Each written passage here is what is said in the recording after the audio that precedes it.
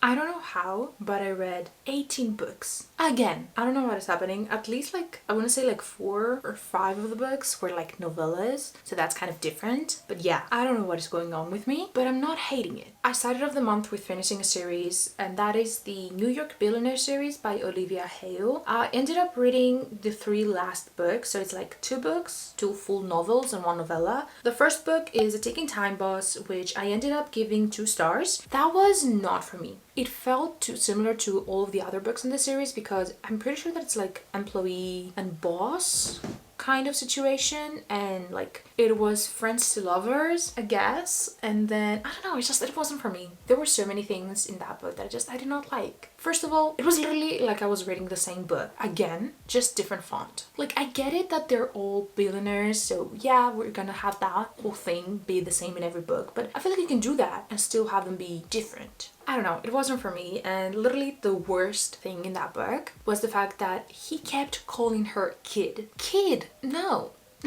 Every single time that I read that, I was like, oh, I want to DNF this, I want to DNF this, but I didn't because I really just wanted to finish the series. And for some reason I kept having hope that he's just gonna stop calling her kid, right? Because they're literally kissing, making out, being in a relationship, and he's calling her kid. I don't know why the author felt the need to just keep doing that. It wasn't for me. I'm like, okay, I can ignore it if it's in the beginning of the book. Sure, okay. But it just literally until the epilogue, he was still calling her kid. And the thing is, they didn't even have that much of an age gap. I think that it was literally like maybe 5 years. He was not that much older than her, and he was calling her a kid. I got so annoyed about that. The whole side plot of it is just, no, I didn't care about it. I didn't care about the characters. I wish that I never read that book. Then I went into the 5th book in that series, which is Sweet on the Boss. This was definitely better. I ended up giving it 3 stars. I liked it more than the last one, but at the same time, I don't know why we needed it. Basically, this series is about 4 different guys, billionaires. They have like this company together. They are the CEOs, and the 5th guy is literally about the brother of one of them. So just by that, I was like kind of like, what? How does that make any sense? So that was like my issue with it. I feel like the series should have ended in 4 books. But yeah, I definitely liked it better. It was like friends to lovers, I think. And I did like the characters a lot more. And at least we got something different because the main guy character owns a hotel. So at least we got like a different setting. And then I read the novella, which is 12 Days of Bossmas. I ended up giving it 3 stars. It was sweet, and I see that if you liked the other books, that novella would be really nice to read and kind of like comforting, I guess. But I'm definitely just happy that I finished the series and I don't have to worry about it anymore. Then I read Fangirl Down by Tessa Bailey. This is the newest release by Tessa Bailey, and it's about a golfer and his biggest fan. I didn't have like high expectations about it. It just, the whole like plot of the book seems kind of weird. Basically, he decides to quit golf, and then she's like, oh no, I don't want you to quit golf. Like,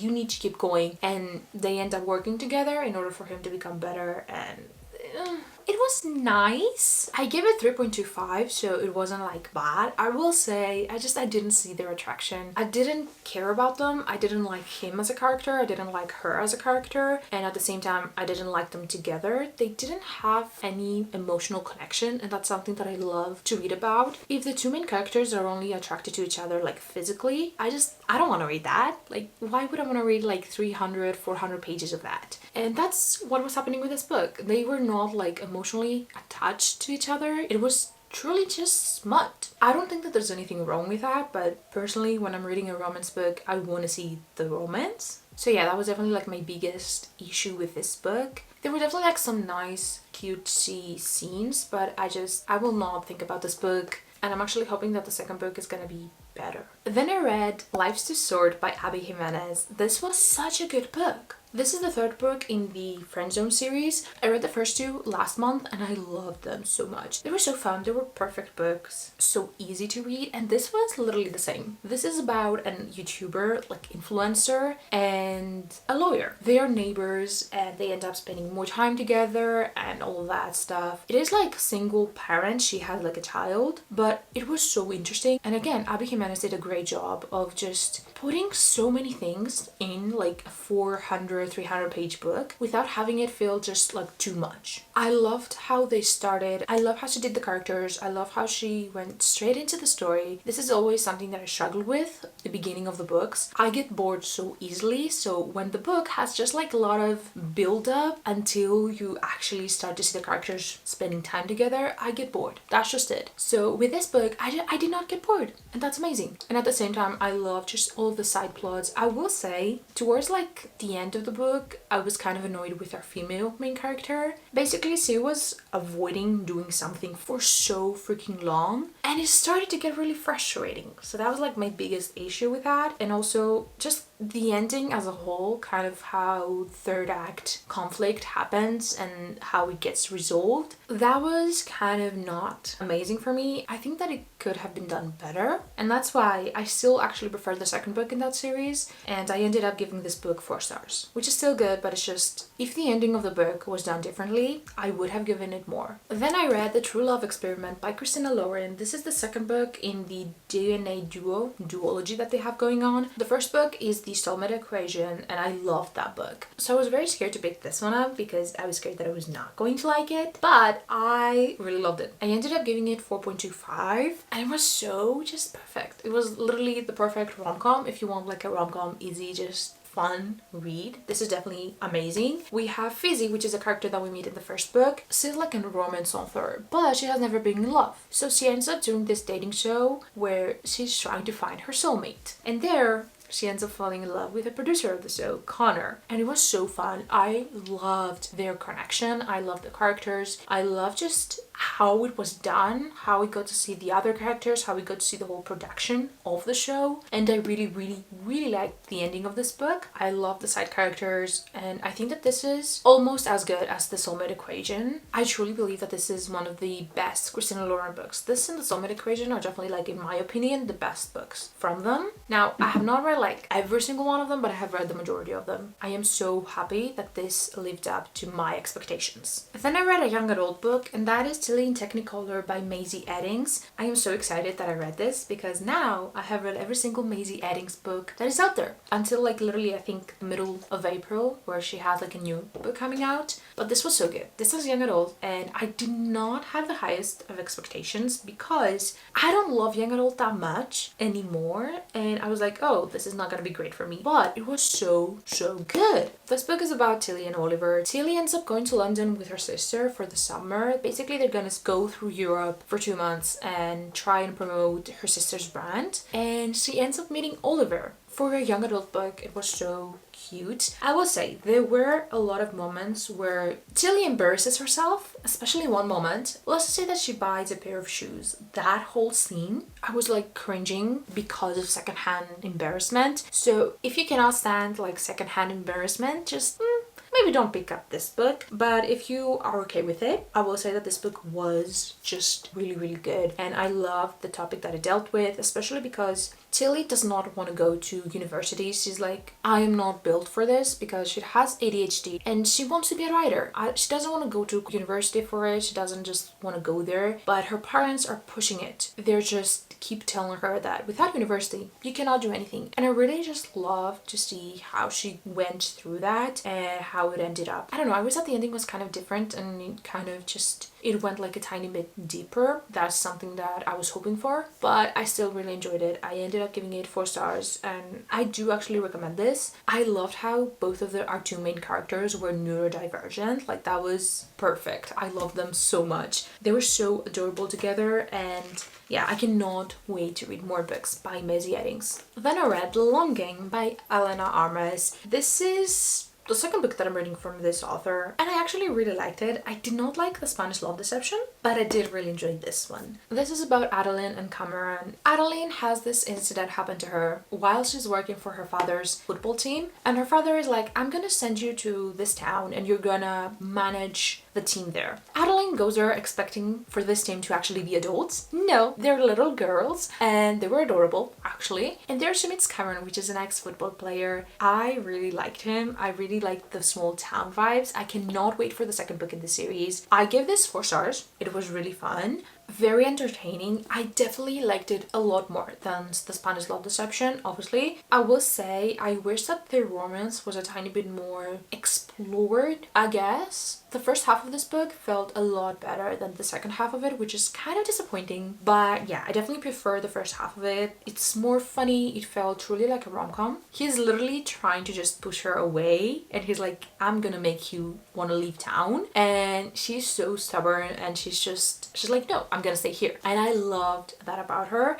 I wish that the second half was not that boring. But yeah, overall, I definitely really liked it. Then I read The Paid Bridesmaid by Saria Wilson. This takes place in Hawaii. Basically, we have our female main character, Rachel, and she goes to this wedding as a paid bridesmaid. And she pretends to be the bride's best friend, so her bridesmaid and like her maid of honor and everything. And there, she actually meets the best man. They end up spending more time together. He's kind of suspicious of her, and she obviously cannot tell him, and they end up just spending more time together and having this attraction, and it was definitely a lot of fun. I ended up giving it 3.25. This definitely felt like a really good book to be reading in summertime, in the beach. It felt very rom-com-y and truly just like a perfect read for the summer, but I don't know, something about it I was like reading it and I was like, oh my god, you cannot tell me that this is actually happening. And also, I feel like so many things kept going kind of like wrong for the sake of going wrong. And yeah, it was just like an easy read, but it wasn't anything that got me very attached to the characters or anything like that. And yeah, I didn't care about it. And that's literally the only reason why it's not higher rated. But then I read a bunch of the novellas that are like the Improbable Meet-Cute collection, I think it's called. I read 4 of them. The first one that I read was Royal Valentine by Saria Wilson. I ended up giving it 2 stars, honestly. Now thinking about it, I might actually bump it down to like 1.75, 1.5. This was so boring. It was trying to be like the Princess Switch kind of situation, but it was not. Basically, we have like this princess and she switches place with like a girl that looks like her, and she ends up falling for a guy. They end up falling in love in one day, and I get that it's a novella, but a novella can definitely take place more than a day. Like, you have known him for not even 24 hours and you're falling in love with him. It wasn't for me. Did not really like it. Did not enjoy the writing. It was boring.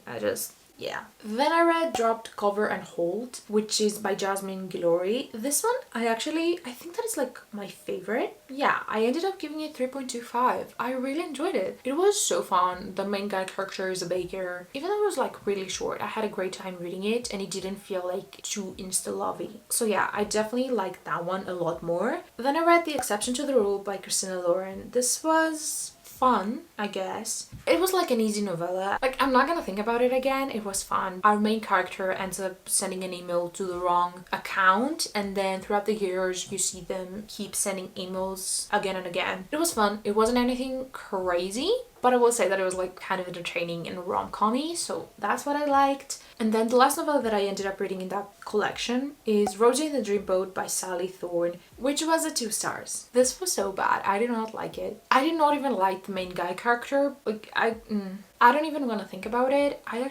Maybe I should lower my rating, but I see why some people would like it and I didn't hate it. That book felt truly just cringy. That's literally how I would describe it. Then I read When in Rome by Sarah Adams. I ended up giving it 4 stars. I really, really liked it. Basically, we have our female main character and she ends up going to Rome, Kentucky, and her car ends up breaking down in front of Noah's house. Basically, she ends up living with him and staying with him for a couple of weeks. She's like a pop star, like one of the biggest pop stars, so that was very interesting. My favorite thing about this book was literally the small town. I loved how Noah was grumpy, but the whole like community loved him and they were trying to figure out what is happening, and they were literally asking him, why is she staying at your house and all of that. It reminded me a bit of Heart of Dixie, if you have seen that show, where basically everyone is in everyone's business. I loved his sisters. I definitely get the hype around that book and I cannot wait to read the second book, and I'm hoping that there are going to be more books in that series. Like, maybe movie for each one of the sisters, I would 100% read that. Then I read West Side Love Story by Priscilla Oliveras. This was not for me. I ended up giving it 2.5 stars. It wasn't like bad, it's just that it wasn't for me. It was very boring. I didn't care about the plot. We have like these two families and they dislike each other. So this is kind of like Romeo and Juliet retelling. I wish that it was done a tiny bit different. Basically they meet like once for a couple of minutes and then months later they're still thinking about each other. That's not realistic. That's just, it felt too insta-lovey. We focused more on the side plots and not so much on the romance, but for some reason the romance also happened. It was very quick, but I did not care about it. I felt like a disconnect from the characters. And the whole contest, they enter this contest, the battle of the mariachi bands, did not care about it at all. This was not for me. Then I read Happily Never After by Lynn Painter. I think this came out in the beginning of the month. I really liked it. I ended up giving it 3.5 stars. It was a tiny bit too quick for me. Like, I wish that it would have been a tiny bit longer so we would have gotten more of the story and more of the progression of the romance. Basically, we have our female main character